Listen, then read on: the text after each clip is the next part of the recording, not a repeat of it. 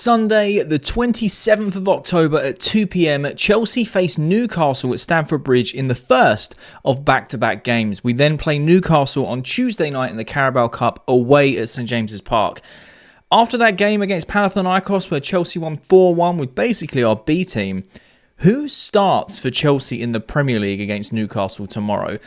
Does Mudryk get a start? Has he earned enough to get a start? Do we play Enzo in 2 games back-to-back, or do we actually use Caicedo and Lavia as the Premier League starting double pivot? Is this a chance for Reece James to get a first full 90 minutes in a Chelsea shirt for a long time, or do we rest him after 60 minutes and bring on Gusto? Does Cucurella play left-back or right-back? Does Gusto play left-back or right-back?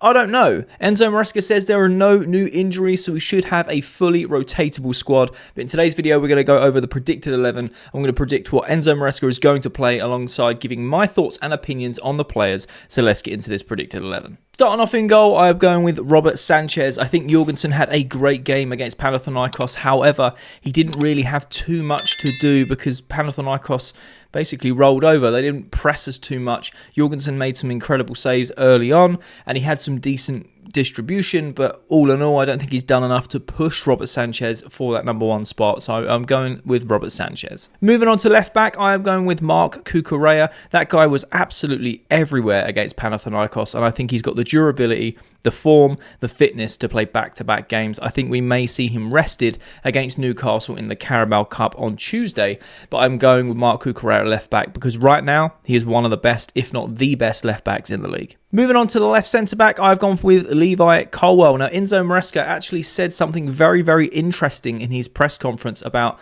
asking more of Reece James to become more of a captain and show leadership skills and qualities in different areas than he already is. And he highlights people like Tosin and Levi Colwill that already have these qualities and are showing it more than Reece James currently. For me, I believe that Levi Colwill will be the future Chelsea captain. He's part of this new generation, this new Chelsea that we have been building over the last few years, and Enzo Marasca seems to really like him. He is calm, collected on the ball. Let's just hope he makes no rash decisions and overcommits. We saw a few times against Liverpool that he made silly decisions when it comes to making challenges and standing off. But I'm going with Levi Colwill at left centre-back. Moving on to right centre-back, I've gone with Wesley Fofana. Now, he's been rested. Obviously, he didn't travel to Panathinaikos.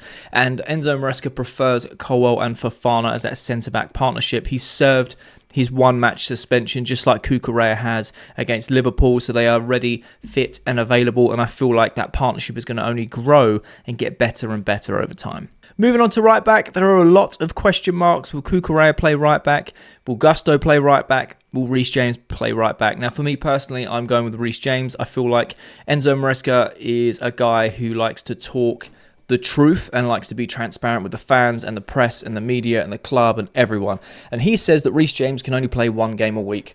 Well, guess what? It's been a week. He played last Sunday at Anfield and he played majority of the game and played well.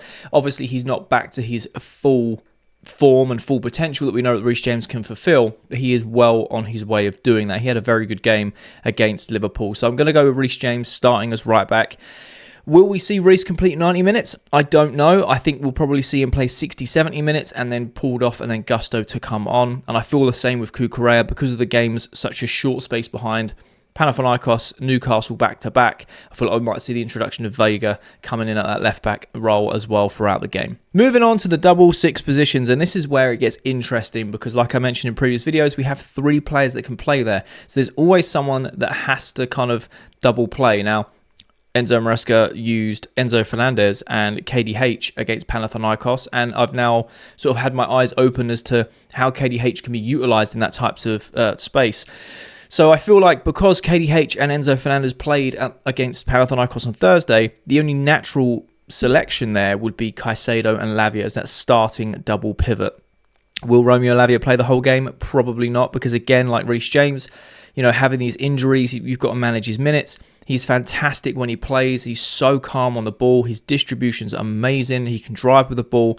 And when he's in that sort of defensive third and there's players pressing him, I feel no anxiety or no no confusion. I feel like, it's cool, Lavia's got the ball, we're going to get rid of it somehow. So I'm going to go with Caicedo and Lavia in those double pivot positions. Moving on to the left wing, and again, lots of question marks. Has Mykhailo Mudryk done enough to secure a first-team spot against Newcastle in the Prem off of the back of that incredible performance against Panathinaikos with a goal and 2 assists? Now, if I'm being brutally honest, I feel like because of the back-to-back with Newcastle games being in such a short space of time, that Mudryk will be rested against Newcastle at home in the Premier League and then utilised in the Carabao Cup to hopefully continue his form. And I feel like with Jadon Sancho, he kind of has that position on lock as of right now. But questions are being asked because Mudryk is getting better and better when he plays. And if he does continue this run of form, then he has to start the Premier League games. But because of this congestion of games in such a short space of time, I'm going with Jadon Sancho to start left wing. Moving on to the number 10 position, and not a lot really needs to be said. It's Mr. Cole Palmer, the first name on the team sheet alongside Moises Caicedo, in my opinion. He will play in that number 10 role. João Felix had a great game against Panathinaikos, and we spoke about this many a times. You can only play what's in front of you, and there is a disparity of quality of clubs when Chelsea are playing in that Conference League. We are well aware of that, but again, you can only play what's in front of you. João Felix was having fun. He was gliding past players. He was getting involved in the build-up. He was almost acting as a second striker throughout most parts of that game. And we want to see him more in the Premier League. I don't think he's registered a Premier League start for Chelsea since signing, which is quite interesting. But at the same time, he's not really going to dislodge Cole Palmer from that number 10 spot because Cole Palmer is absolutely amazing. And we're so blessed and lucky to have him. I feel like this will be a game where Cole Palmer bounces back. He had a quiet game against Liverpool. I think Liverpool had the blueprint on how to keep him quiet. And I think Cole Palmer has to adapt ever so slightly to realise that he may this season have times where he'll have to create more space for other players rather than trying to create space for himself. He's a smart, intelligent footballer. He'll work that out. He'll add that to his wheelhouse of skills, no doubt. But I genuinely feel like Cole Palmer's going to have a good game. Whether or not he plays the Carabao Cup will be very interesting. I don't think he will. I reckon it will be João Felix in that sort of rotation. Again, these games are just under or just about 48 hours between themselves. So it's a very short space of time to go home and away. Same for Newcastle. I'm not disputing that. We're just very lucky that we have such squad depth to be able to rotate these players. So I'm going with Cole Palmer in that 10. Moving on to that right wing, I am going with Noni Madueke because, again, you've got Madueke and Neto battling out for right wing positions. I think Neto had a very quiet first half against Panathinaikos, but he did come to life in that second half, got himself an assist and was a bit more involved. And then he came off and Tyreek George played. And I think, personally, Tyreek George had a good game as well, good spell out. Being very direct, held onto the ball too long at times, but that's to be expected. He's a youngster, he's raw, honing his skills and his craft. So I'm going to go with Noni Madueke. He was rested. He was rested for that game. He didn't get any minutes. Enzo Marasca loves him playing on that right wing in the Premier League. He's had a fantastic season so far. And it's at times been keeping us in games, which is amazing. So I've got a funny feeling that he's going to have a very good game against Newcastle, and that link up with Cole Palmer will be frightening. And that leaves the number 9 position. Again, question marks. Do you play Nicholas Jackson? Do you play Nkunku? Both scoring goals and setting up goals for fun. I think Nkunku scored in every game he's played this season on average or something like that. He's averaging a goal every 86 minutes or something silly, which is incredible. And Nicholas Jackson is 8 GA in 8 games. What is this? Are we dreaming? Like Chelsea fans, we've not had 2 strikers consistently scoring and being involved in goal contributions for so many years. But I'm going to go with Nicholas Jackson because, again, Nkunku played against Panathinaikos. And I feel like even though he made way for Mark Guiu to get some minutes, I think Nkunku is going to be rested to be used in the in the away game, Carabao Cup game at St James's Park in the midweek. So I am going for Nicholas Jackson, who, again, I think can have a very good game. I think his overall game has improved so much, and Chelsea fans have noticed it a lot more. And I feel like rival fans are starting to drop the whole, he's not that great. And they're starting to see, actually, Jackson's putting away a lot more than he's missing right now. And that's a big improvement on last season. Or he's getting assists and the way he carries the ball and drives the ball forward.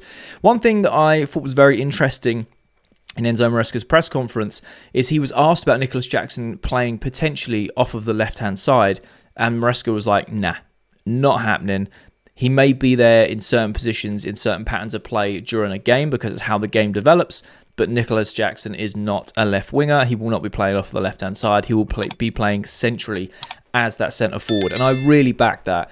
I feel like Nicholas Jackson has the potential and the skill set to play out left, and that has been a potential position for Nicholas Jackson across last season. We were saying, well, as he's not as clinical, maybe we could play him off the left. Might be more dangerous cutting inside because of the way he runs with the ball.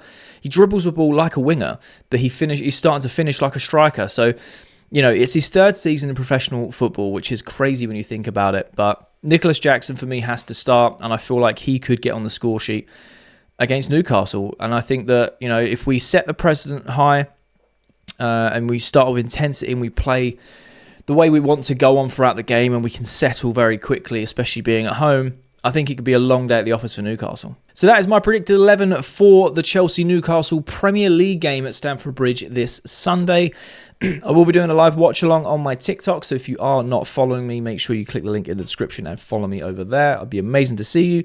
I love our little community that we are building. You guys are amazing. And I genuinely think it's going to be a good game. I'm still very cautious about Newcastle. They've had a poor run of games.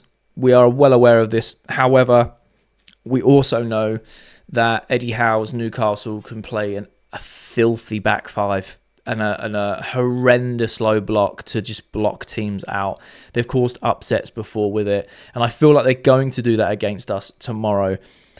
I think the only advantage with Chelsea is we're not forcing our football right now. We're being very, very patient. We're keeping hold of the ball. We're recycling the ball a lot, and we're waiting for our moments to attack. And something that we are noticing under Enzo Marasca is we are actually getting better in the second half. Second halves is where we're going out and we're killing teams off. Where last season under Pochettino, I don't know what he was giving the players at half-time, but we could be 4-0 up and then we'd concede 5 goals in the second half. It made no sense whatsoever. So I feel like it's going to be a tough game to beat that low block because Chelsea, that's been a stumbling block for us for many, many years. But I feel like we can get it over the line. I think we can get the 3 points on the board. And it's absolutely vital that Chelsea get 3 points on the board to be up and amongst the top 4 for as long as we can throughout the season, because I genuinely feel like we can finish in the top 4. I think we're more than good enough. We're coming into a run of form. Marasca's got these boys singing from the same hymn sheet, whether it's cup competitions or the Premier League.